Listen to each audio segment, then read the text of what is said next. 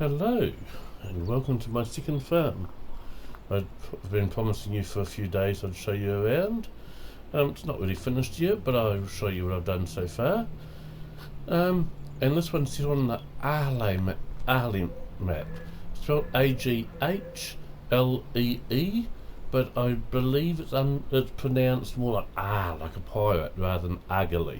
So it looks like it's spelled Aghalee, but I understand it's pronounced Aghalee.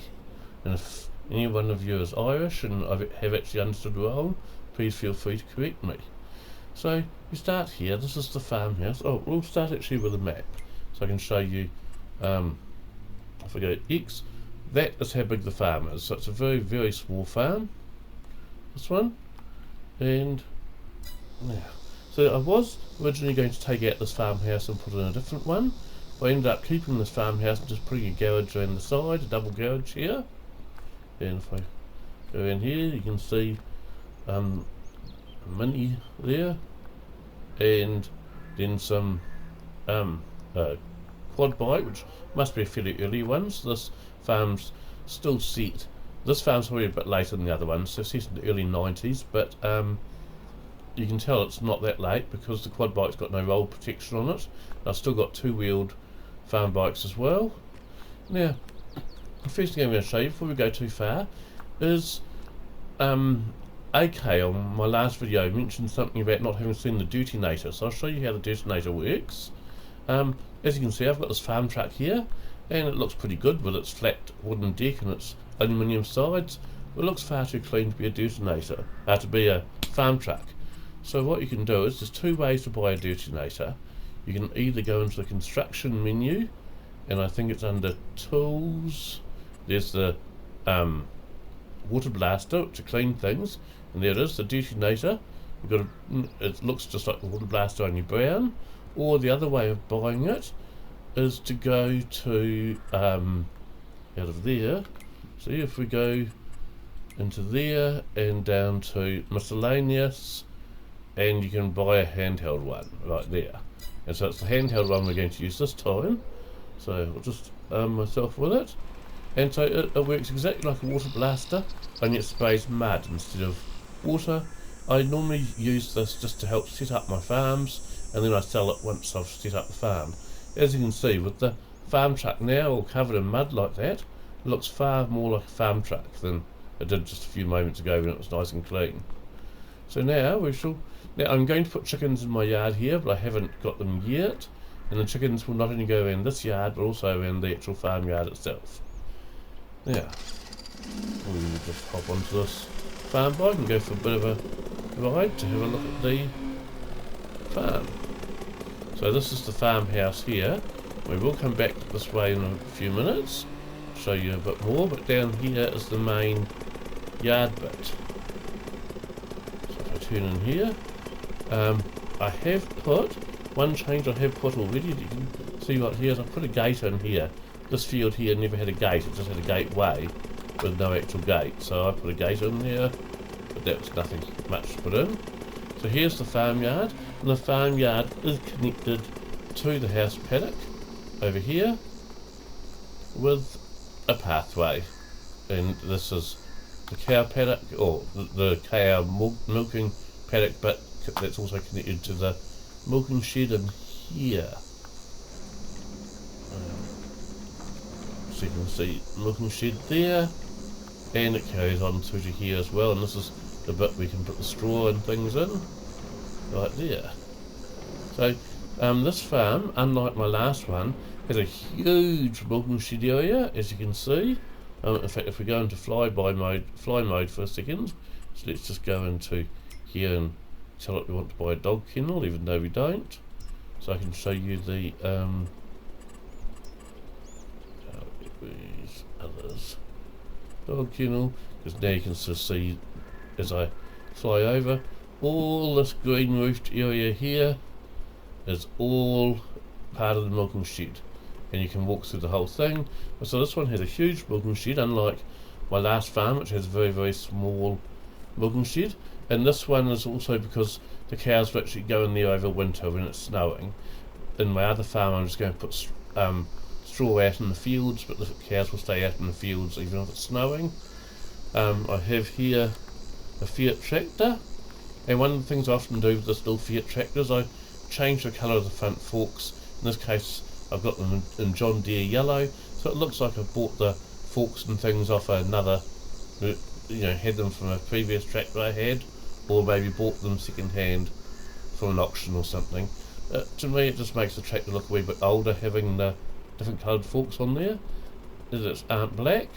And so this farm's going to have Fiat tractors. This is the 11090, and I'll probably have a second Fiat tractor on here as well. Okay, so if we're carrying on up here, now I have taken a shed out on the left right here. Unfortunately you can take the shed out and you can take all the stuff that was in the shed, with the exception of this one blue barrel here. It will let you take it out, but it will just appear the next time you go into the game. So I'm going to put maybe a skip bin or something here so the barrel doesn't look like it's sitting out in the middle of nowhere, and that's fine. So I'm planning on perhaps putting bales or something in this area anyway.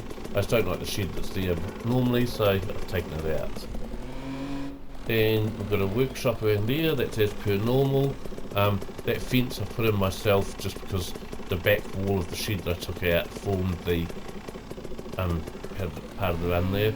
And because I'm not planning on doing silage using a pit, I'm planning on baling silage because I love the sound the silage baler the bale wrapper makes. I'll probably put calf pens in there.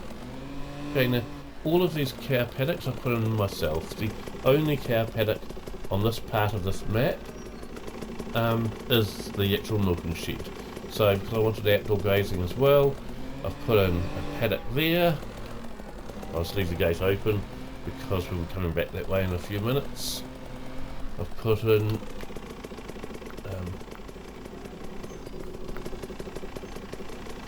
a second paddock here.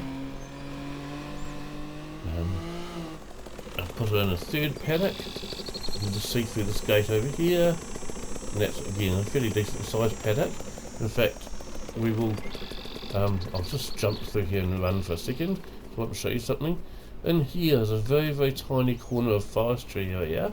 I'm planning on cutting these trees down for firewood, because I've downloaded the firewood sale mod, and how that mod works I'll show you in a second because it's something I haven't actually put down on the map yet, but I will. So if I go in here and go construction, and I think it's selling points, so will that be under production selling points. If I go across here, yes, here they are. So you see these, you've got areas like that which shows a stack of firewood there. Now you can place these anywhere on the map where there's a farmhouse placed. Even though you don't own the farmhouse, you can place one of these, and that means you can go and tip firewood out at that spot and it will actually sell it automatically. So I'm planning on slowly cutting down that small corner of trees there and selling firewood to all the neighbouring houses. And then if we go up here further, I have my fourth paddock of cows just through this gate here. Now, interesting enough, one of the things I wanted to do on this map is along the ridgeline here, I want to go hunting for rabbits, because in New Zealand at least, the main two pests that farmers have to deal with are rabbits and possums. Now, they're not the same possums as you get in North America. They're Australian possums, and you can Google what an Australian possum looks like. It looks completely different from a North American possum. So, like, I know, for example, that Eustace Farmer at one stage had a pet possum. But in New Zealand, because in New Zealand we have Australian possums and not North American possums, you would never, ever, ever, under any circumstances, have a pet possum. They're vicious pests, and the only thing they're good for is shooting. But despite the fact that I wanted to go rabbit hunting and possum hunting along that ridge line where all those bushes and trees are, I went googling for a gun for FS22. I thought maybe I'd be able to find a gun in a similar vein to that garden hose or the chainsaw. Well, it turns out you've got two options of guns. One was an old World War II trailed big armour-piercing gun thing on wheels, and you tow behind a jeep or something. And I thought that's possibly. Won't this gate close? Come on. Where's the trigger foot? There it is. Okay. And I thought that's probably a wee bit overkill just for shooting rabbits and possums. Or the other option I had was a water blaster, which works like a does the same thing as a water compressor. It's just for cleaning your vehicles. It was a water gun instead. But again, it looked way too much like a water gun. You could tell it wasn't a real gun. And if I did a video saying I was going rabbit shooting and carrying a water pistol, you'd laugh me off the internet, quite frankly. Now, here I've added this in. This is a farm store where you can go and buy produce I bring in off the fields. And as you can see, there's already some customers here. And I've added in as well as the store, I've added in the car park, the hedges here, the gate, this paddock through here. Interestingly enough, not the last video that AK did, but the one before, he was talking about strawberries. And before he even released that video, I was thinking, how can I put strawberries in this field here so I can sell strawberries on my farm store there? Of course, in this game, the only way you can do strawberries is to have them in a greenhouse. I didn't want greenhouses, so I decided to just leave that field as grass, to make my bales out of, and then we go back along here again, the same way as we've just come from. This field that I told you I've put the gate in myself, that's also going to be a second grass field for baling up. And then along here, this house here, if I want a farmhand later on, I plan to have this as my farmhand's house. So often in New Zealand, if you hire a farmhand, you'll supply them with accommodation, which could be, say, an old caravan park on the property, but that's more of a UK thing, I think. It's more likely to be a smaller house, and it'll be a bit away from the main house, but so that's going to be the farmhand's house when I go to farmhand later on. So that's all by farm. As I said, I'm going to put in a few more things. I want chickens. I haven't got all my machinery in place yet, but that's pretty much all the farm. Now, the other thing that I was going to mention in this video is I commented in one of AK's videos the other day about how I did one season of asparagus picking, and he said that he'd never ever done asparagus picking in his life. He'd never seen it done, and he didn't really know what it was all about. So I will demonstrate. Just let me put this motorbike back in the shed. I'm afraid this motorbike goes very slowly when you got it in reverse. Of course, in real life, wouldn't have a reverse gear. You'd be pushing it in reverse, so it's fine. It's so slow. So just let me hop off there, and I'll shut the garage there. Okay, so asparagus picking, and I'm just going to go out of here to show you. Asparagus picking is probably the hardest job that I have ever had to do in my whole life in terms of physical work. And I'm just going to go into here to bring up my pictures, and I will show you something. So to start, first of all, the reason asparagus picking is so difficult is the knife you use. Here's a picture of the knife you use. So it's very small. It's about the size of a fruit knife, but it has got a wicked little bend on the end of it. And you're walking along rows of these fields, bending over double with this little knife, cutting all these off at ground level and putting them in bins that are strapped around your waist. Now the bins are strapped around your waist. There's 2 of them, and normally these, or what they were on the farm I was working on for one season, was these 20-litre fuel containers. They had the top cut off around here, and you had 2 of those strapped onto your waist. That's 40 litres of container, which 20 litres is just over 5 gallons. So that's about 10.5 gallons, those 2 containers together. And you'd have those strapped to your waist, and you'd bent over double, walking along these fields, cutting all the asparagus. Now there's 2 things that made it hard, apart from the fact you're bent double all day and you've got these 2 huge bins strapped around your waist. That is one, that asparagus loves sunlight. So a farmer that's growing asparagus will cut down any trees in the field, even around the edges of the field. They'll cut any trees so there's no shade over any of the field. They want sunlight on every bit of the field. And that means, because you're doing it in the heat of summer, there's no shade anywhere. In fact, even at lunchtime, the first 2 or 3 people might get a wee bit of shade, depending on where the tractor's parked. They might get a bit of shade under the wheel of the tractor, sort of thing, but everybody else has to sit in the sun. And it's very dusty fields, and as I said, there's just no shade anywhere, so you sit in the sun to eat your lunch. So basically just take as long as you need to actually eat a sandwich or two, and just back to it, because you don't want to sit in the sun doing nothing. And the second thing that makes it quite difficult is the time from when asparagus comes through the earth, so you can actually see it, to when it's big enough to actually cut, is only about 3 days.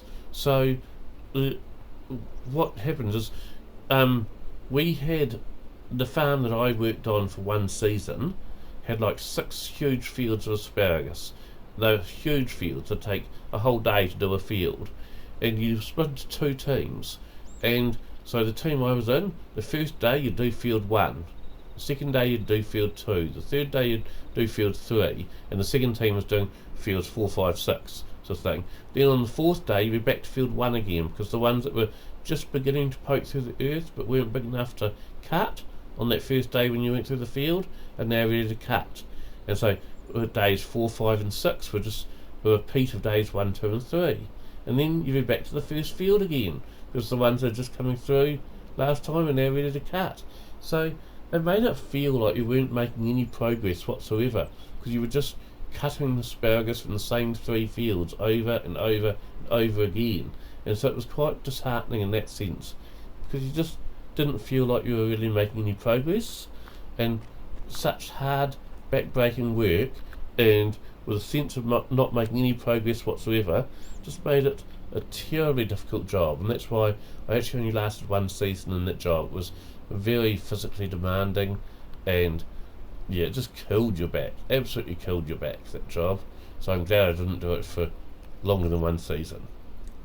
Well, I hope you like this second farm, and I have got a third map that I'm working on now to show you, but it's not ready yet.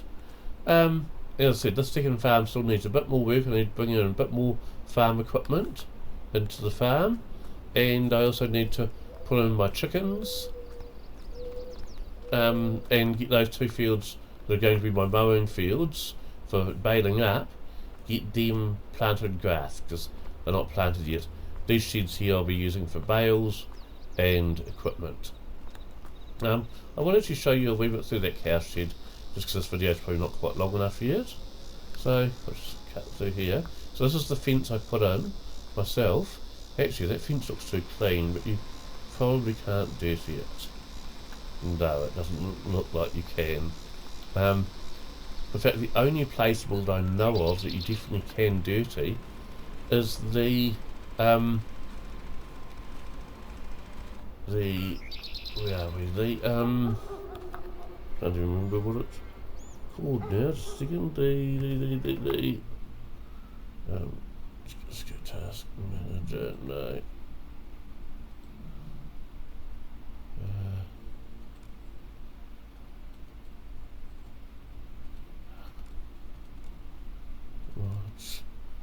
The cattle crush. Yes, that cattle crush is the only mod that I know of, the only placeable mod that I'm aware of, that you can actually dirty up using the dirty data, whatever. And as far as I know, there's no other way of getting that dirty apart from using the dirty data. So this is the cow shed. As you can see, it's got a milking shed bit in there. That door there leads out into outside. You go down here. As well as the milking shed there. All these gates here do work, but I'll just jump them at the moment. So this is another, looks like it's a feeding area here. And this is where the straw gets blown in, which I haven't done yet. More feeding area for more straw, and then outside into this very small field here. So all this you can put cows in as well. I don't remember off the top of my head. Oh yes, I do remember where the full sugar is. It's just down here on the other side of this gate, just here. So that's where you'd buy the cows to go into that bit, or move the cows using the animal cane. So yeah, that's my very, very small second Irish farm. Thank you very much. Okay, bye.